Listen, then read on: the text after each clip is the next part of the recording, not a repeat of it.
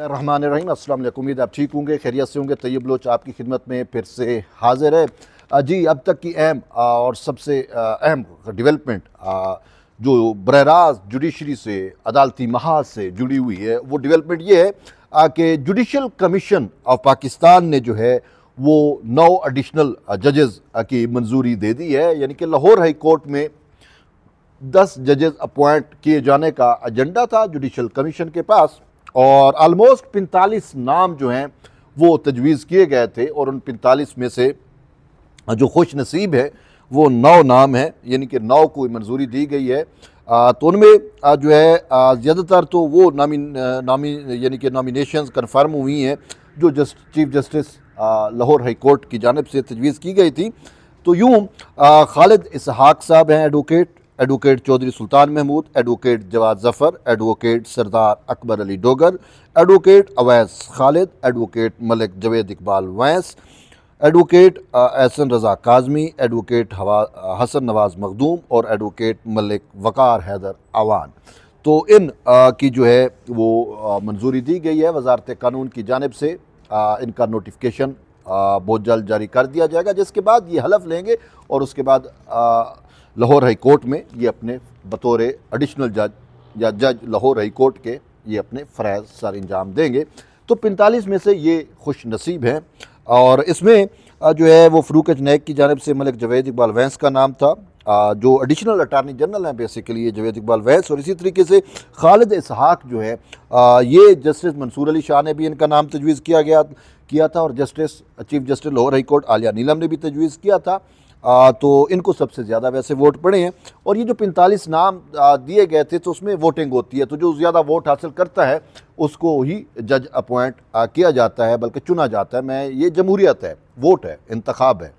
ऐसे नहीं है कि उसने दे दिया और वो सारा कुछ हो गया, नहीं, बाकायदा वोट पड़ते हैं। तो उनमें से जो अक्सरियत वोट लेते हैं, जो ज़्यादा वोट लेते हैं, उनको जो है वो अपॉइंट किया जाता है।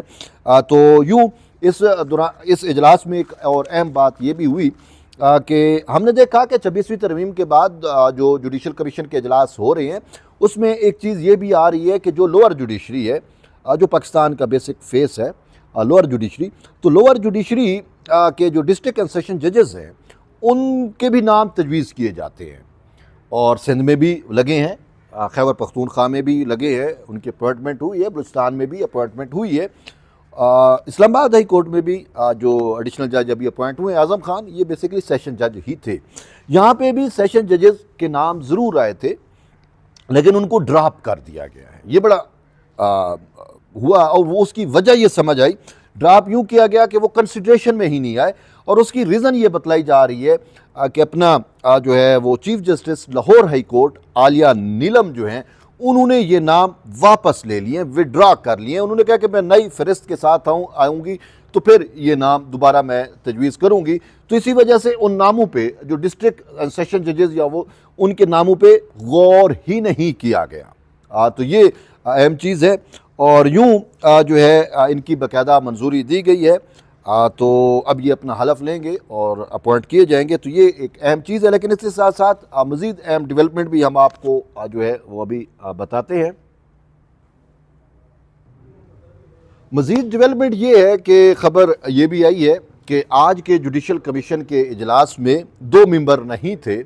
एक तो आपके मुअज़्ज़ज़ बल्कि आपके फेवरेट जस्टिस मुनीब अख्तर साहब वो नहीं थे, और उन्होंने शिरकत नहीं की। उनके बारे में ये कहा जा रहा है कि वो बैरून मुल्क है या किसी कॉन्फ्रेंस में या किसी उसमें शरीक है, तो शायद इस कारण, इस रीज़न वो शरीक नहीं हो सके। उसके साथ साथ एक और अपना है पाकिस्तान बार कौंसिल के नुमाइंदे अख्तर हुसैन, उनकी अहलिया का इंतकाल हो गया। उसकी भी हम तज़ियत करते हैं, अल्लाह उनको सब्र दे और उनकी अहलिया को जो है वो गरीक़ रहमत करे। तो वो भी शायद शरीक नहीं हुए। तो अब लाहौर हाई कोर्ट में इन 9 जजेस के बाद टोटल असामियाँ 60 हैं। लाहौर हाई कोर्ट में जजेस की स्ट्रेंथ 60 है, लेकिन बड़ी तादाद में अभी भी वैकेंसियाँ खाली हैं। 16 9 जजेस भी अपॉइंट होने हैं। अभी जो नहीं हो सके वो भी दिल बर्दाश्ता ना हो, तो वो नेक्स्ट टाइम जब जुडिशल कमीशन का इजलास होगा तो उनको कंसीडर किया जा सकता है। तो 16 अभी भी अपॉइंटमेंट लाहौर हाई कोर्ट में होनी है। तो एक तो ये चीज़ है, और दूसरी एक अहम डेवलपमेंट है जो इस्लामाबाद हाई कोर्ट से जुड़ी हुई है, और वो डेवलपमेंट ये है कि छुट्टियों से, जैसे जैसे मुनीब अख्तर छुट्टी पे हैं, तो अब ये खबर ये भी आ रही है कि अपने दो हाई कोर्ट के जो जज हैं वो भी अचानक छुट्टियों पे चले गए हैं।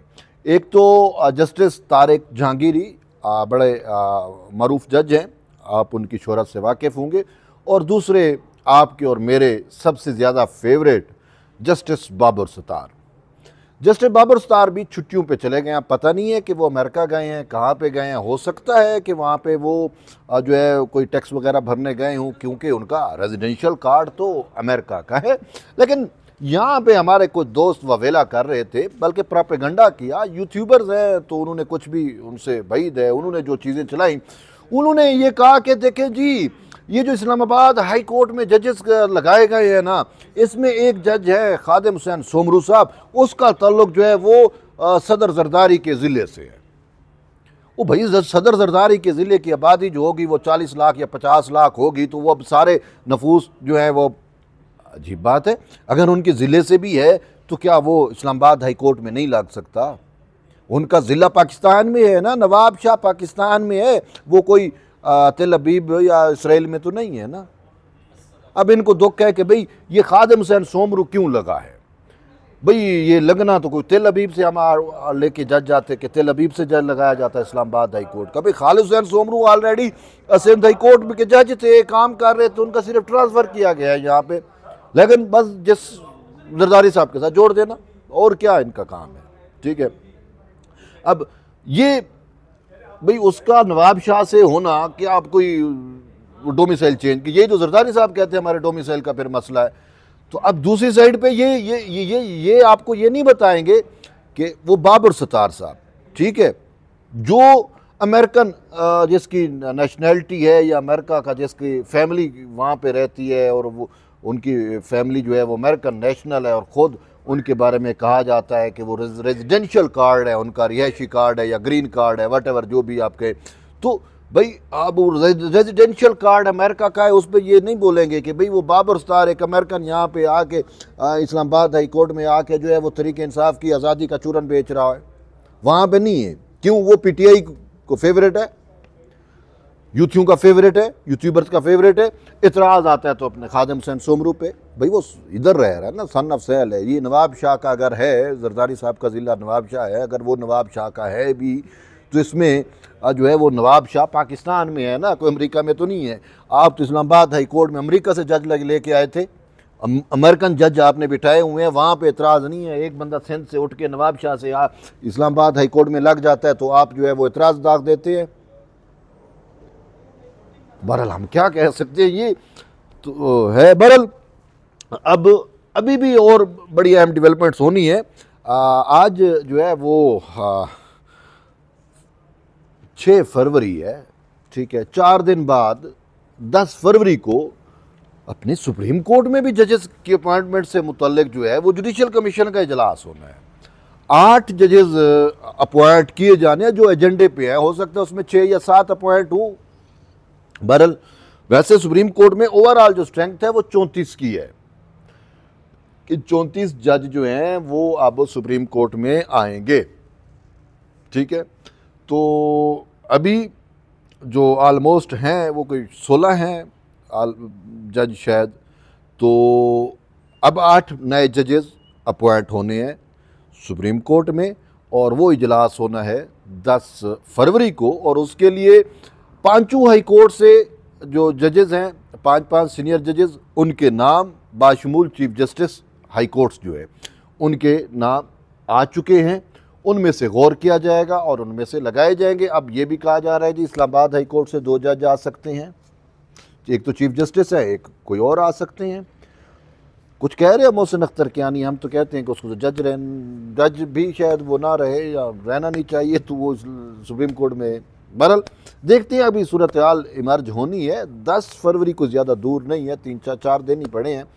तो देखते हैं 10 फरवरी को सुप्रीम कोर्ट में कौन से जज आते हैं। तो बहरहाल इस हवाले से कोई भी अपडेट होगी हम आपको आगाह करेंगे।